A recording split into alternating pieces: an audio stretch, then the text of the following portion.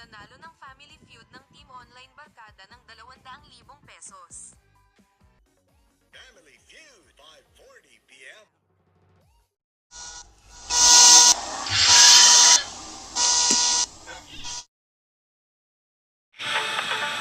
Welcome to my episode that is called Nagmamano pa. That's okay.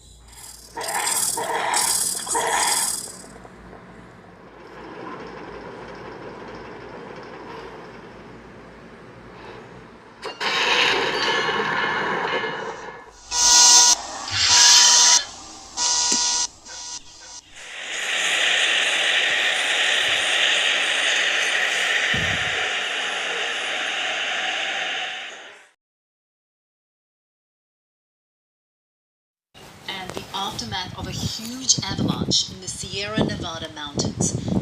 As many as 10 skiers are missing, and at least 6 others were stranded as heavy snow and whiteout conditions hampered rescuers trying to reach them.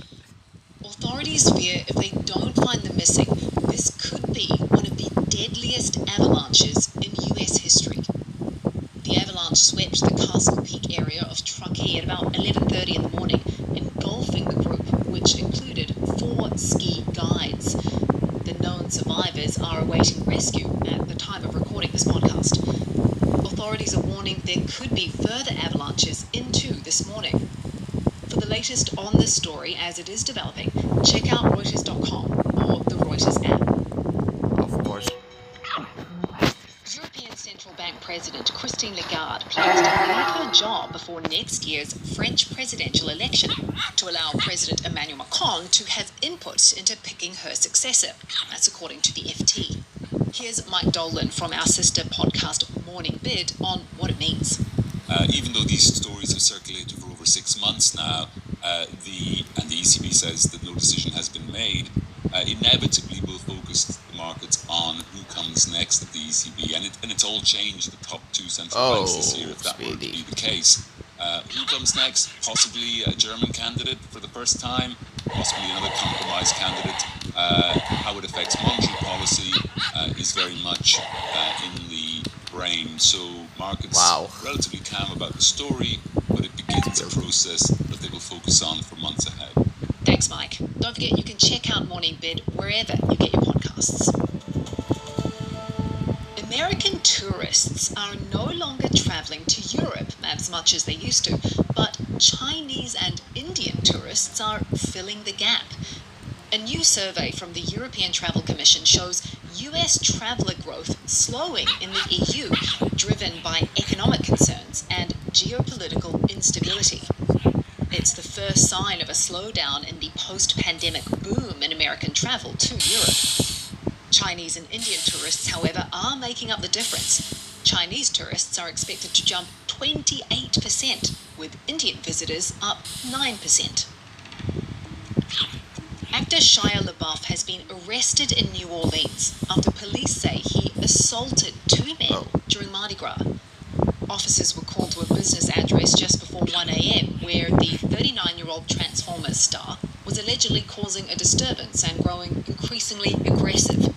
Police say he punched a staff member multiple times, left, then returned and attacked the same man again before punching another person in the nose. LaBeouf was charged with 2 counts of simple battery, the latest in a string of legal troubles for the actor, who previously pleaded guilty to obstruction. A senior US official has revealed new details of what he claims was an underground nuclear test blast conducted by China. Assistant Secretary of State Christopher Yao says a remote seismic station in Kazakhstan recorded the blast in western China back in 2020. Yao, a former intelligence analyst and defense official who holds a doctorate in nuclear engineering, says the blast could not have been an earthquake. A spokesperson for the Chinese embassy in Washington called the allegation entirely unfounded. Beijing accused the US of trying to fabricate excuses for resuming US nuclear testing. US President Donald Trump is pressing China to join negotiations to replace a nuclear arms limitation agreement, which expired on February 5th. The treaty's expiration has fueled concerns that the world is on the verge of an accelerated nuclear arms race. Meanwhile, the US and Iran are continuing to flex their military might, even as they say some progress has been made in talks to try and reach a nuclear deal. The two sides are going into day 2 of indirect talks in Geneva. And as Don Durfee explains, day 1 has shown there's a long way to go. Iran's foreign minister said that they had reached an understanding on, quote, guiding principles. Vice President J.D. Vance, who was not in the talks but briefed on them, came out and said that in some ways talks had gone well and pointed out that both sides had agreed to meet again. The main sign of progress, Don says, is the fact that the talks didn't melt down completely. That could be because of the threats both sides are making.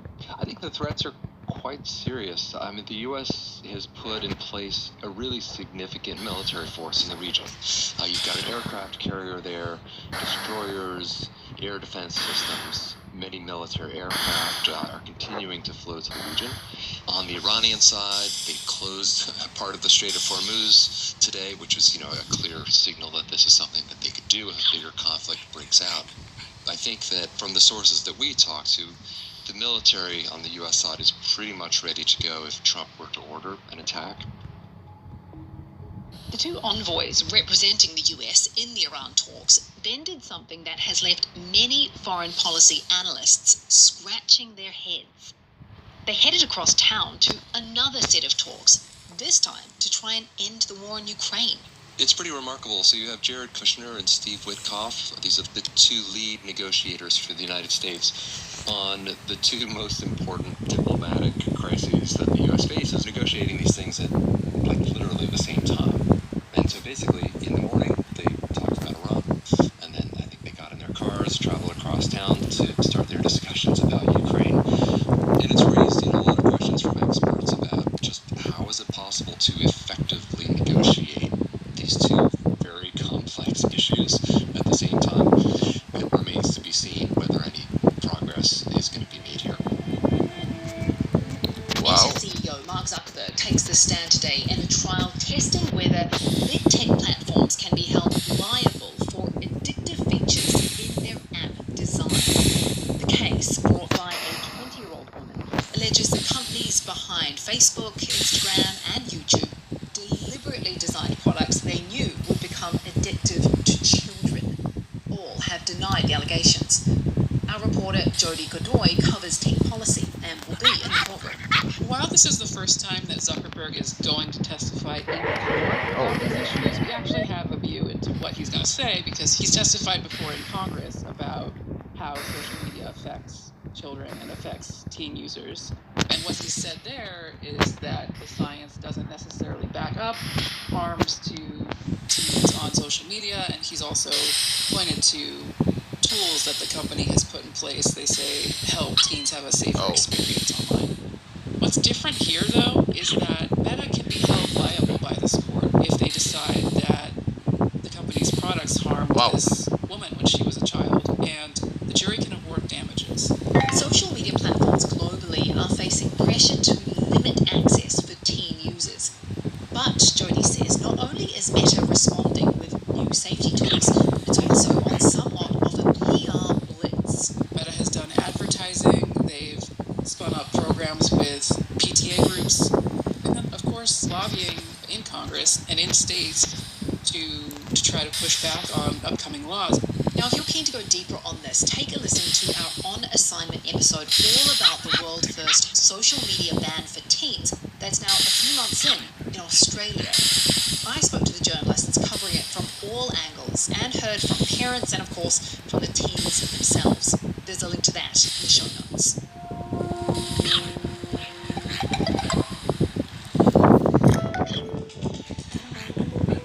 Before we go, a quick correction. In yesterday's podcast, we said Barack Obama was elected in 2018 rather than 2008. Sorry about that.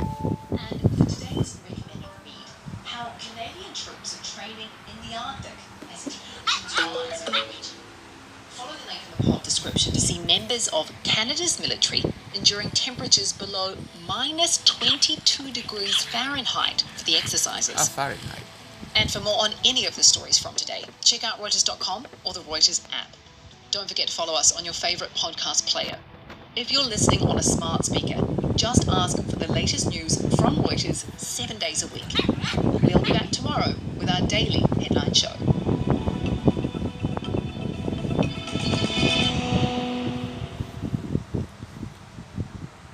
That's it for your news updates. To see more stories, open Google News.